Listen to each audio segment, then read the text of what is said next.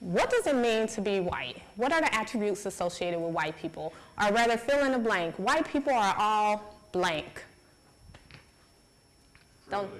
Privileged. What else? Rich. Educated. Y'all don't know anything about white people? It's a lot of white people in here to be so quiet about what it means to be white. Come on now. Vanilla? Did someone say vanilla? Okay. I heard something else after that. Accepted. What else? Dominant. What else? Y'all are so academic. I'll just say, because I do a lot of trainings with outside of higher ed, and they're not as academic in their language. I appreciate it. I work at the University of Cincinnati, so I get it. What else? Bad dancers. What else? They're everywhere. Everywhere? Okay, so common, yeah, everywhere. All right. Black people are all blank. Athletes. Lazy. Strong. Minimized. Creative.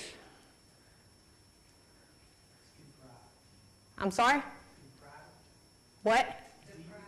Deprived. Okay. How about dangerous? Anybody heard that one? Yeah. Any others?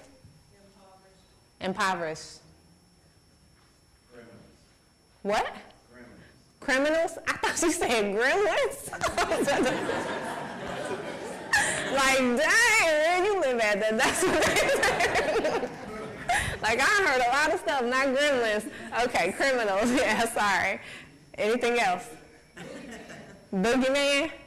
Okay. All right. Native Americans. What have we heard about Native Americans?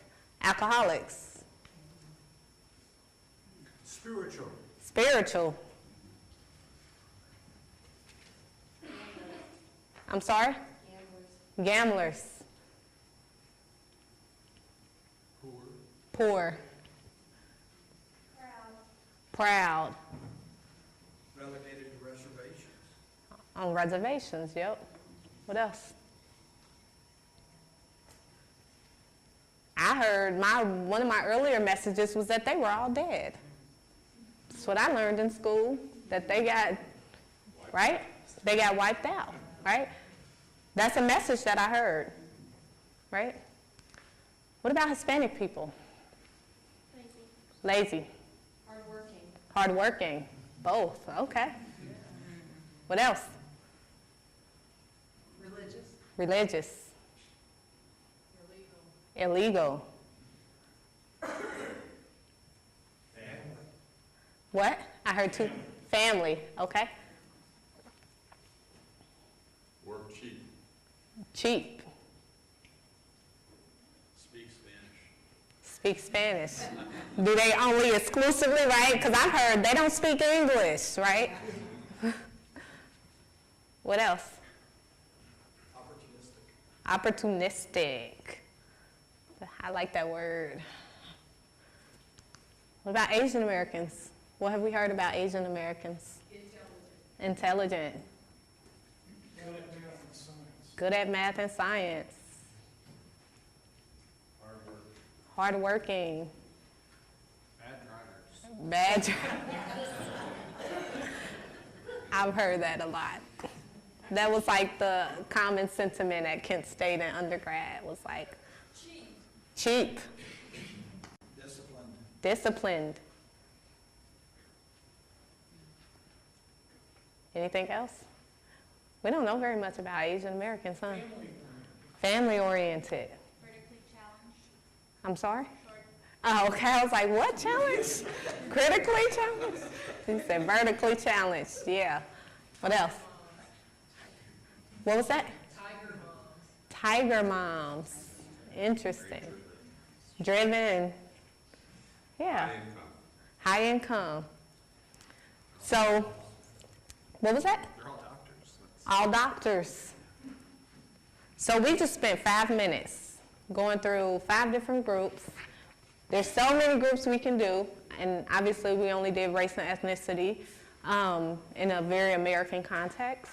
But in 5 minutes, we were able to yell out dozens and dozens and dozens of stereotypes and messages that we've heard about different groups, right? We're inundated with messages, right? And there's so many we didn't name. And I get the sense that we also were being much friendlier than some of the things we've heard about each and every one of these groups, right? Including white people. There's some negative messages about white people as well, especially in non-white communities, right? And we were being very friendly in how we talked about all these groups, right? But nonetheless, we spouse out all these messages. The reality is we're inundated with messages. Yet, many of us move through the world assuming that we're not impacted by them. Somehow, we're all strong enough to hear these messages our whole lives and never internalize them, right? So when we're talking about implicit bias, we're essentially talking about this. How do we internalize these messages? How do we internalize messages like, but I thought all girls like pink, right? I personally hate pink. It is my least favorite color, and I think it was like I rebelled against gender norms as a little girl. I was like, I don't want to wear a skirt, and I don't like pink, right? I'm about to go play basketball was like my thing, you know? And so I really don't like pink. My son, kid you not, drew me a flower in preschool, and it was pink. And I said, oh, this is pretty. You know, you just love everything your kid draws, even if you don't know what it is. You're like, what is this? It's awesome, you know?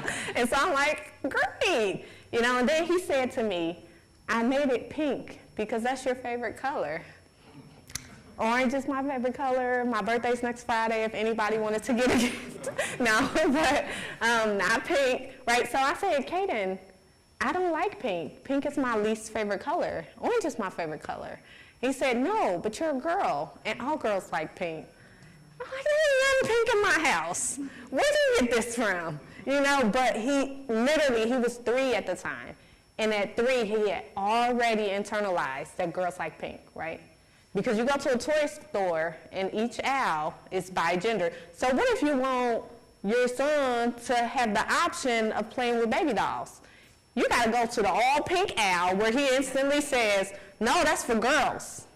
And I'd be like, Kaden, we're gonna go down the aisle, maybe you won't like something, you don't ever know, you know, like we're gonna rebel against gender norms, right?